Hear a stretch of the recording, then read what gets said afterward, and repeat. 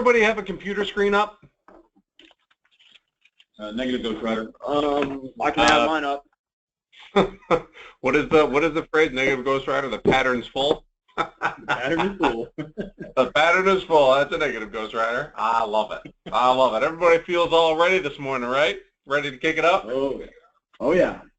Awesome. So hey, listen. So I ran across this quote, and whether or not you guys, I mean, I don't know if he actually said it or not, but I still think it's kind of cool. If you guys don't have it on your computer screen, it basically says, if I had 9 hours to chop down a tree, I'd spend the first 6 of it sharpening my axe. What does that mean to you guys? Preparation is important. Right? Preparation is important. We spend a lot of time swinging the axe every single day. We spend a lot of time in our business, but we spend very little time working on our business. And the on part of our business is where we develop our strategies, our systems, our techniques, our skills. Much the same way that a football player or professional athlete work, they spend probably 70% of their time practicing and only 30% of their time actually performing their skill, but yet they make all of their money in the 30% window and they make none of it in the 70% window. Can everybody grasp that? Yep. Yes, sir. So let me ask you guys, and I need you guys to be honest with me. How much time a month do you think you actually spend working on your businesses as opposed to in it? Probably very little, right? Ask yourself this question. Ask yourself this question. How much better would you be as a professional if you spent more time practicing your craft and learning your craft and sharpening your axe as opposed to going out there and just swinging it every day? Yeah, we sharpen that axe every morning about 8:30 though. We do a little bit of that. Okay, you guys do a little bit of it, okay, which is more than most people. But if you ask yourself, if I'm spending a half hour out of my day every week improving my skills, it's not going to take long before you guys start getting better. And I think that's why this class is so relevant, because I'm not going to teach you guys how to originate loans. I'm not going to teach you guys how to talk mortgage language or mortgage speak. I'm not going to tell you how to qualify a borrower. None of that stuff is working on your business. That's all art of working in your business. And so everything that we're doing moving forward is going to be about understanding the psychology of this business as it relates to customer, which applies to your referral partners, which refers to your clients, which refers to your affiliated relationships, it refers to everything. And really what we're going to do is start dissecting our conversation and our language so that we can start being more intentional and deliberate with what we say, because that really, again, is what separates us from everybody else. Our ability to articulate what's in our heart and then to our brain and then out of our mouth is what makes us different. So one of the things that we talked about last week, well, let me ask you guys this. What was it that you guys took away from last week's call?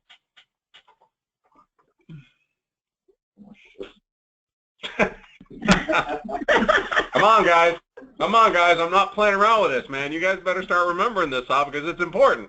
I like the difference between listening and hearing. Yep. Okay.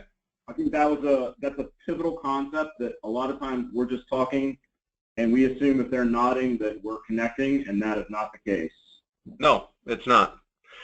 To expand just real quickly on that, Jason, what do you think happens when a client starts to listen to you as opposed to just hear you?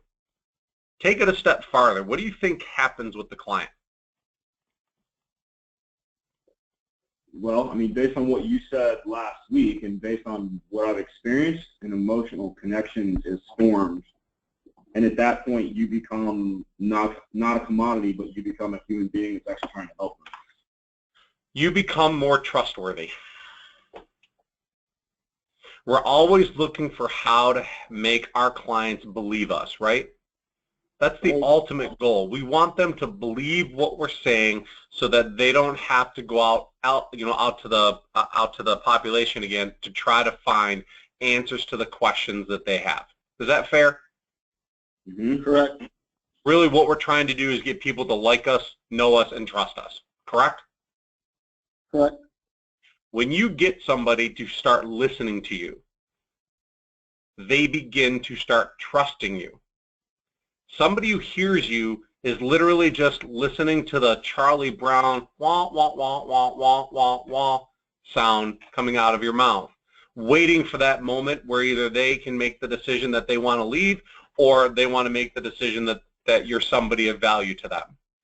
And so this kind of reinforces the concept of, again, what we have to be is more intentional with our language, because we have to tailor it not only to the clients that we're sitting with, but to each individual client that we're sitting with, because the way that we speak to a realtor that does, 100 units a year compared to a realtor that does 15 units a year, it's a totally different person. Is that fair? Yep. Okay. What about the rest of you guys? What else did you guys take away from last week's call? I took away that there really is a psychology in how you speak, the words you use to get to the end result, and also, the permission to walk away.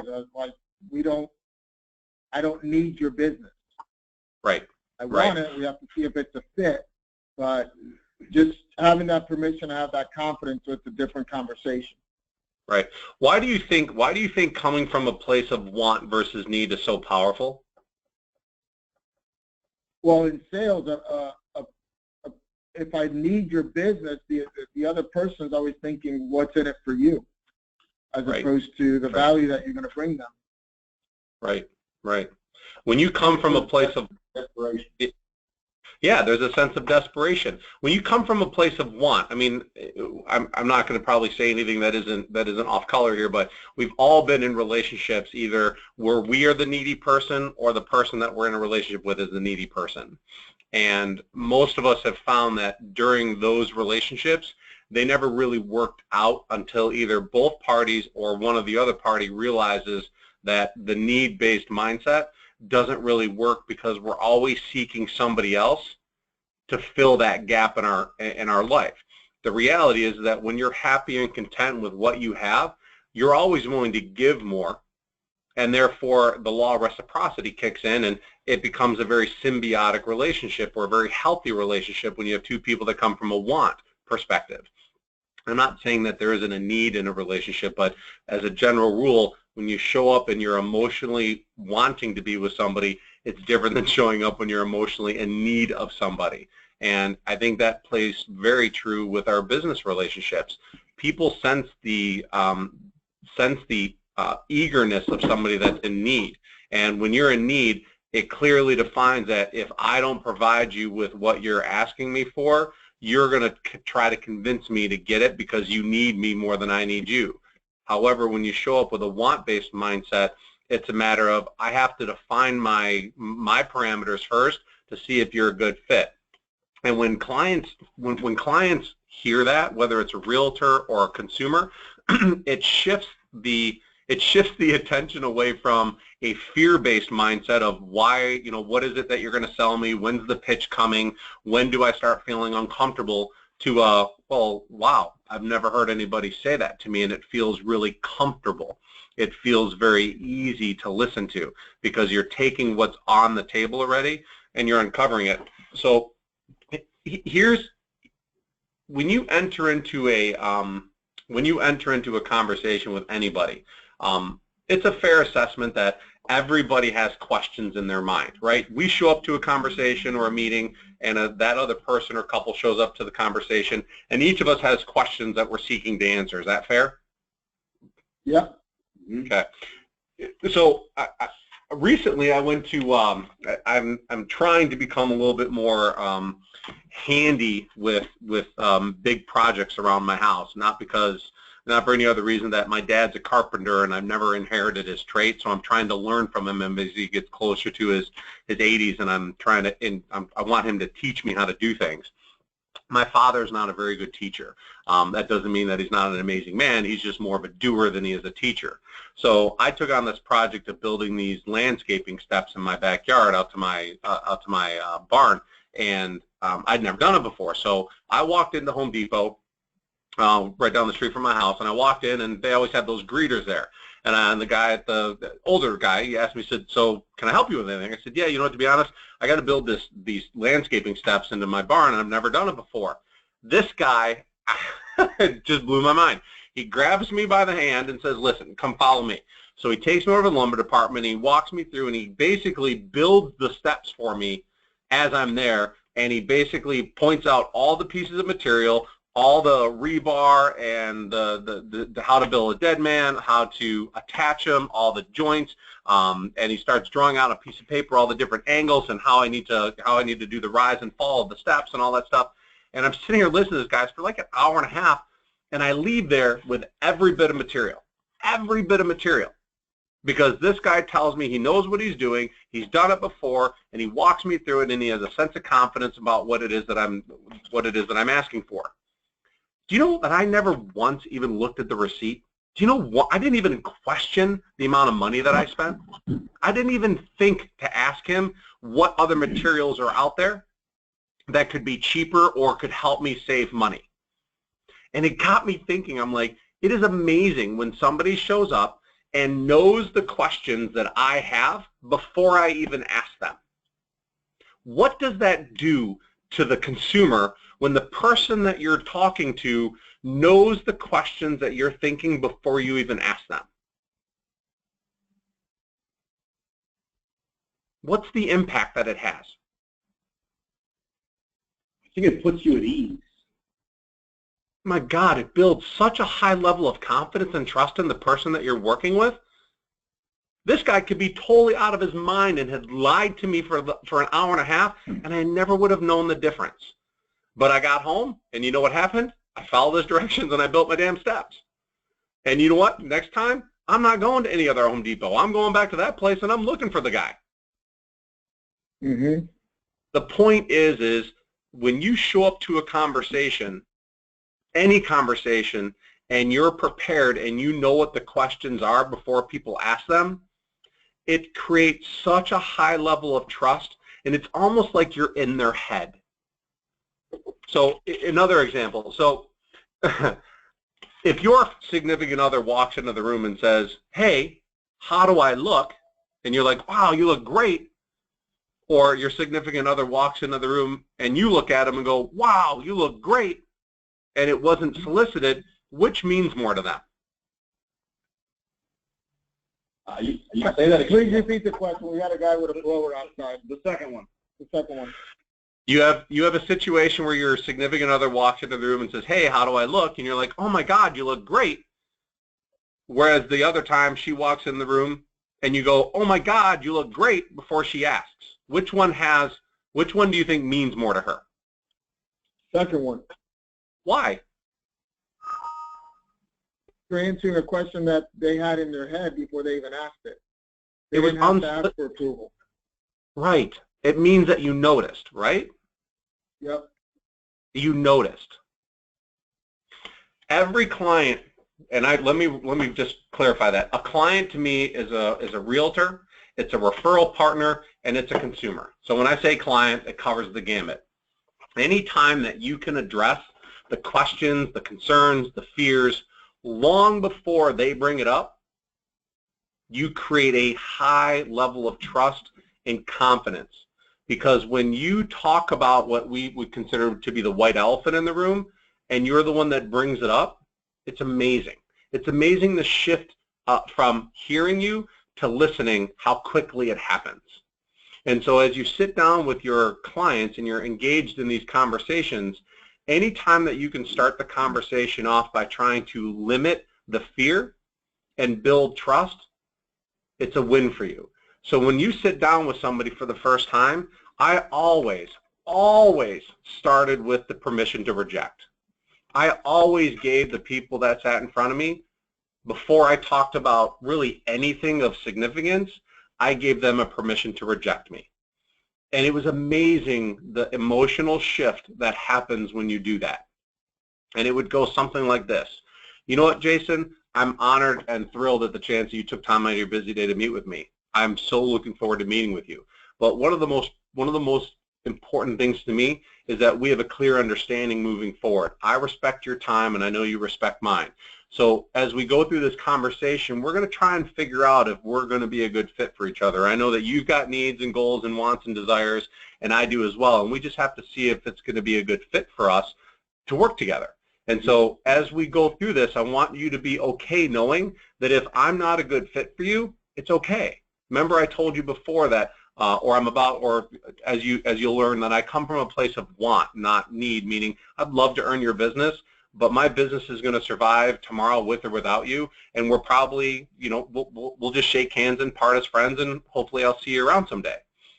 But if by chance we do end up working together, I want you to know that I'm going to do everything I can to meet your goals, needs, and expectations.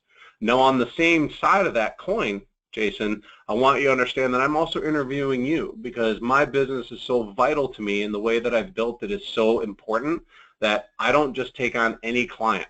I take on people that are directly, that will directly impact the growth of my business. So I'm very clear on who it is that I want to work with.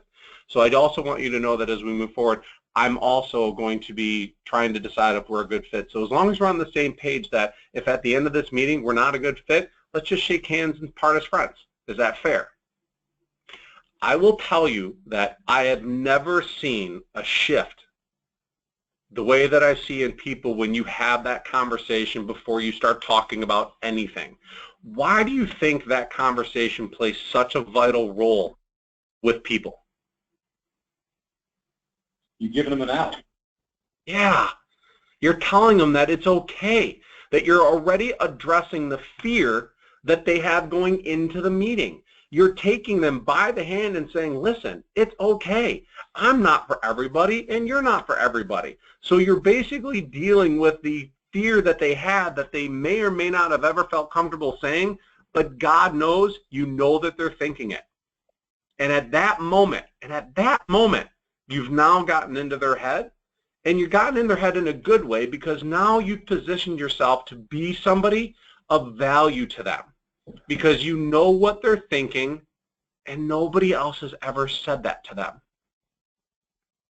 And the beauty behind it is everything that you say after that statement, do you think they're hearing you or do you think they're listening to you? Listening. You're damn right. They're listening to you for one reason and one reason only, because you've made them feel, this is the powerful part of it, you've made them feel like you want to work with them, that you don't need to work with them. Is this making sense to you guys? Yeah. So ask yourself the next time that you enter into a conversation with any of your clients, how do you think you could start your meeting so that this becomes probably the most important piece of your conversation? Where do you think you guys can, well, let me rephrase that. When do you think you guys could start implementing that into your conversations? I mean, can you do it? Is there a way to do it immediately when you're even trying to book the appointment? You know what? When you're on the phone with somebody, it's going to be very, very difficult for you to convince them over the phone because more than likely you're not going to have their full attention. Okay. You know, we talked about, or maybe we haven't, but there are three levels of communication. There's the not, you know, there's the body language, there's the tone, and then there's the words. Words only represent 7% of the effectiveness of communication, and tone equals about 38%. I think you could have the conversation with people on the phone, but I think people that are when you go to set the appointment, I think it's just a task. I don't think the significance of the conversation really will matter until you're face-to-face with them. So my opinion would be be the salesman that gets the appointment, but be the consultant when you get belly-to-belly with them. Got it. Otherwise, I think you're not. I think it's going to kind of fall on deaf ears. Huh? I said, yeah. You guys got a ruckus crowd over there, man. I want to come hang out with you guys. I love it. Huh? I hope to at some point, guys. I hope to at some point. I think it'd be a blast. Sounds like you guys have a good time. So, hey, Doug. Yeah. Pause for 30 seconds. We got this guy who comes through here with a blower right No worries. outside our office for every No single worries. morning. No problem. Okay. Hey, let me ask a question. Yeah.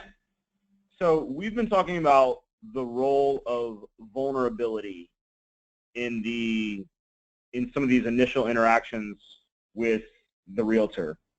Yep. How do you see that plays into the conversation that you just had? Because, you know, we've been talking about it in the context of everyone's essentially asking for permission to be themselves, for permission to be a human being.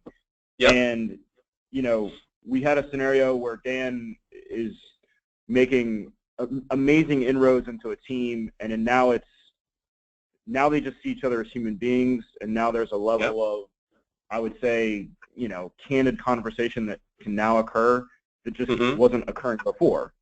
Right. And so seeing the success of that, we're like, well, hey, hang on, there's something significant there. How do we shorten that gap? And so, you know, understanding that if we first drop our guard, it gives them permission to drop their guard. Yep. Vulnerability begets vulnerability. Yeah. So basically, do you see this conversation that you just kind of had, is that a vulnerable conversation, or is there another moment where you have a vulnerable piece to the conversation that produces that outcome? Well, without getting into the further conversations that I would have, I think once you establish the want versus need and the permission to reject, I think at that point it gives you the freedom to be completely and totally vulnerable with yourself, with them. Meaning it's okay to start sharing your fears and challenges and success stories. A lot of times what I would do is after I've had that conversation and when I saw the relationship connect, when I saw them really start to listening, I would start asking them the really powerful questions, you know, and the follow-up questions, which was, so tell me about your last mortgage transactions. Tell me about your last 10 closings with the lenders that you've worked with in the past. And I would start to become more interested and less interesting. And that's a significant concept to understand when you realize that God gave us 2 ears, 2 eyes, and 1 mouth for a reason, and we should use them proportionately. And the problem is that we tend to just basically throw up on people because we're so adamant about getting everything that we have in our head out of our mouth, because when we get nervous or insecure, we tend to talk a lot. And I think at that point that you get them to really start to listen to you is when you can start asking questions and start finding out more about them by asking them questions that are more thought-provoking and that are more challenging than what they're used to. And most of the questions that I used to ask was, if I was a journalist and I'm trying to write a story on the successes of a realtor, what questions would I ask them? And what I would do is I would take that information back with me and I would start creating basically some statistics, so that going back to that, you know, that Home Depot story, the more knowledge that I gained meant the next time I met with another realtor, I had more information that I was aware of that might provide better value to the realtor or client that I'm sitting in front of. And so I think once they start to listen to you, you can really start opening up your heart and being more vulnerable with them and telling them some of the challenges that you've had with realtors. And they can start telling you more things about what their challenges are with their lenders. And what happens is you start finding that common ground. You start finding the humanity in the relationship. And let's not simplify that. It takes a little bit of time for people to really open up to you. It isn't automatic. They still have some hesitations and reservations because you're still new to them. Even though you've started to make them feel good, they still have some reservations because they're really not sure they can trust you completely. Not that they don't trust you as a person, but they don't feel like they feel like they're starting to open up to you, which is something that most people have not, especially in this kind of a situation. But once you're able to open them up a little bit by finding out some fear that they have, and you start to empathize, or you start to connect with them on that, or you start to share or build rapport around it, and I'm sorry, I think you said it was Dan that was making those inroads? Is that correct? Yeah. Okay. Yeah. He made those inroads because he found some connections with people. He didn't do it because he's the best lender on the planet. He walked in there and he started to build friendships with people, and he found ways to connect with people and found things to talk about with people that were not always mortgage related. And the beauty of it is that once you find that connection with somebody where they feel like they can trust you, you no longer become a loan officer to them. The goal is to start talking about things that are so unmortgage related. That's where the friendship starts. And if you think about your life and the people you care about, most of the people you care about don't work in our industry, do they? No. Nope. And that's the important piece of it, that if you want to get people to refer you, if you want to be that person that they remember, then stop trying to be their lender and start trying to be more of a value to them. Not just as a loan officer. You're in the business. That gives you all the credibility in the world. Your value to them is being somebody that's trustworthy, that's credible, that's honest, that's loyal, that's available, and somebody that's human, somebody that laughs, somebody that jokes, somebody that's scared, somebody that have aspirations. I mean, those are the things that build relationships. I have 5 realtors. You know, and at the end of my career, I had literally 5 realtors that were in my stable, just 5. And each of them were considered friends. And most of the time, the calls would be like, hey, Doug, I got a referral for you. I'm going to have them call you here in about 20 minutes or in my office. How's everything going? When are we going to grab a bite to eat? How are the kids? How's your wife? I mean, just the conversation would end up being more about fun, happy, what's going on in life stuff, or just venting about our clients. And it wasn't about what I could do for them. Is that making sense? Yep. Totally. But if you want to make an inroad with people and you want to create a more of a streamlined way of getting them to see you and listen to you, it starts with setting the tone in the very beginning. And I think the permission to reject and the want versus need conversation, without going into more of the conversations, is probably your best inroad to open up the door. And the people that don't want to listen to that, you just got to realize that they're not going to ever be the person you want to build your business with. That's why you give yourself permission to reject them. And you tell them up front. Okay. Does anybody see a problem with that? See a problem with that approach? No. Okay, good. I mean, it scares me a little bit. I ain't gonna lie. Just to parse Why does out. it scare? Yep. Well, it's how to phrase that. You know, I mean, I think if it's not phrased properly, it can come across as brash and Arrogant. Yep. Absolutely. arrogant.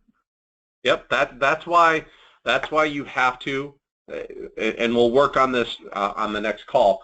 That's why it's so important that when you start to speak, that you're deliberate and intentional. And as I said before, it has to start in the heart. You have to be genuine with what you're saying. People know when it's a script. People know when it's a sales pitch. The words that I'm saying to you guys, I could write on a piece of paper, hand to somebody, and it's going to feel very different than it is when I speak it. That's why it's so important to practice your craft. That's why it's so important to spend time making sure that as your conversation skills improve, you're practicing it. It doesn't matter to me who you practice it on. It doesn't even matter if you practice at all. But you will not get the impact that you're looking for until it becomes conversational, until you believe what you're saying. You know, if you're showing up and you're broke as a joke and you're showing up telling people you want to help them but you don't need them, your tone and your nonverbal or your body language is going to say otherwise. You have to be genuine. You have to be willing to be vulnerable. You have to be willing to be open and sincere about it. And not every realtor, not every client that you're going to talk to is going to be a good fit for you. And it's better you know that now in the beginning, because if you're going to spend your time, what I call chasing ghosts, you're going to waste a lot of time and energy, and it's going to keep you from meeting those clients that are really looking for people like you to service their needs.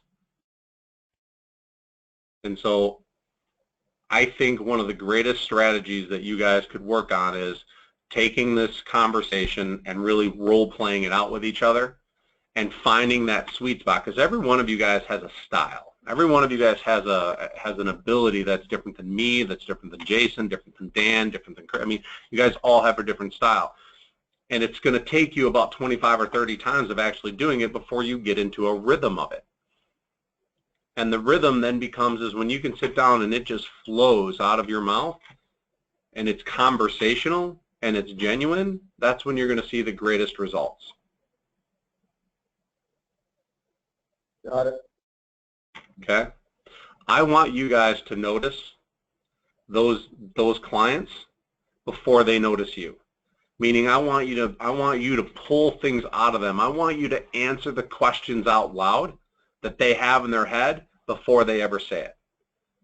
And the more that you can do that, the more that you can pull that information out of them by bringing it up first, the more powerful, the more meaningful, the more impressed, and the more in their head that you're going to get.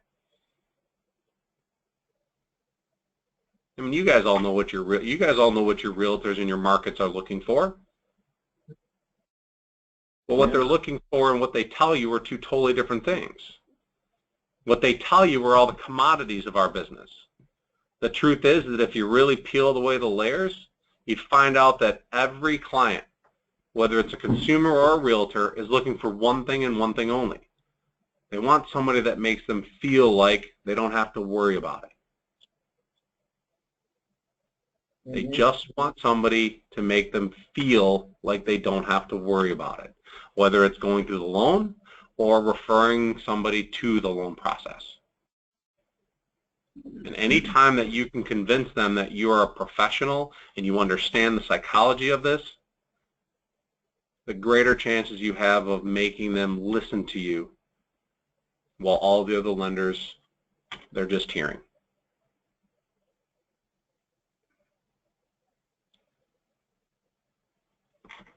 That make sense? Yeah, we're all writing it down. That's why we're quiet. I'm recording this call, so I'll send the replay out again. Thank you. Please do. You're welcome. You're welcome.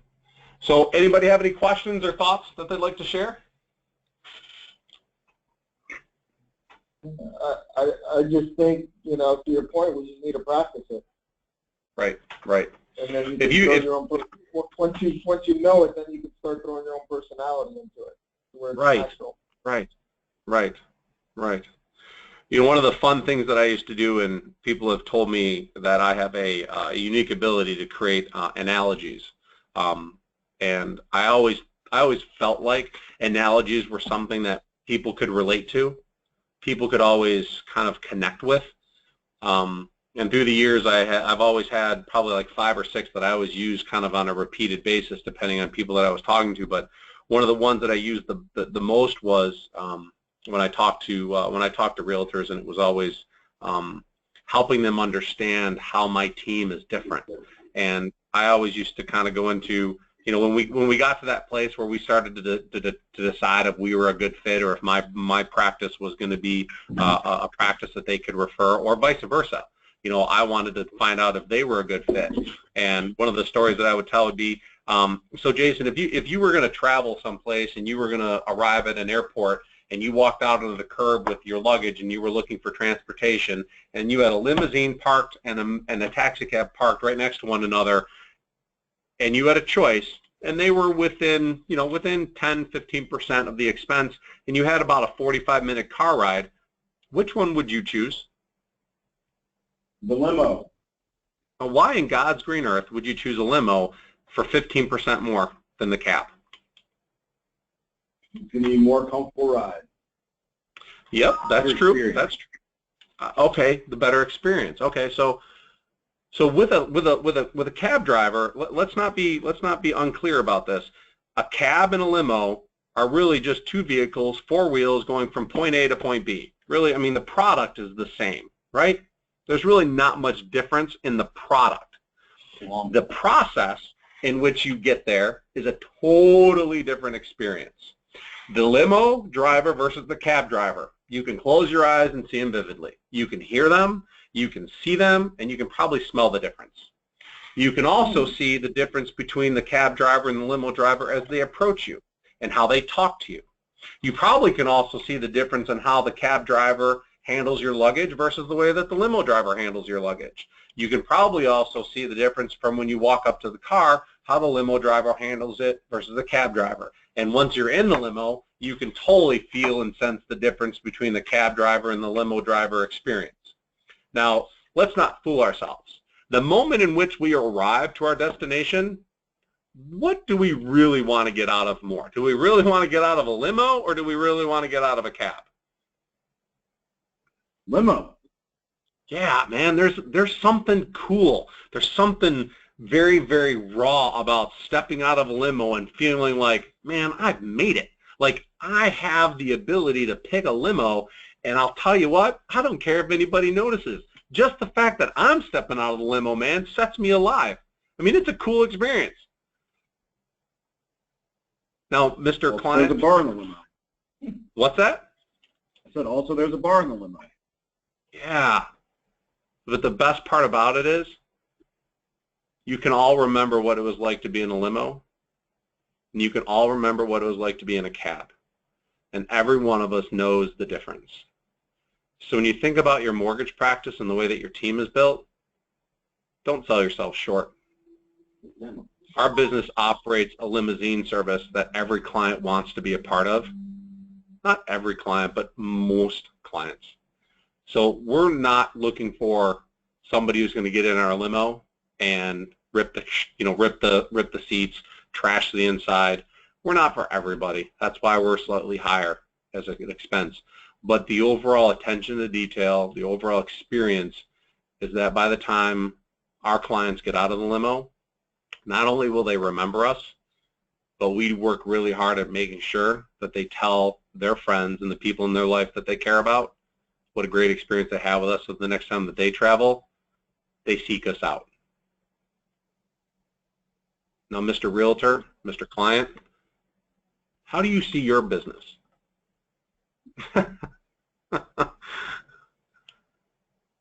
That's a powerful story, isn't it? Yeah, nobody's going to say they're a taxi cab business.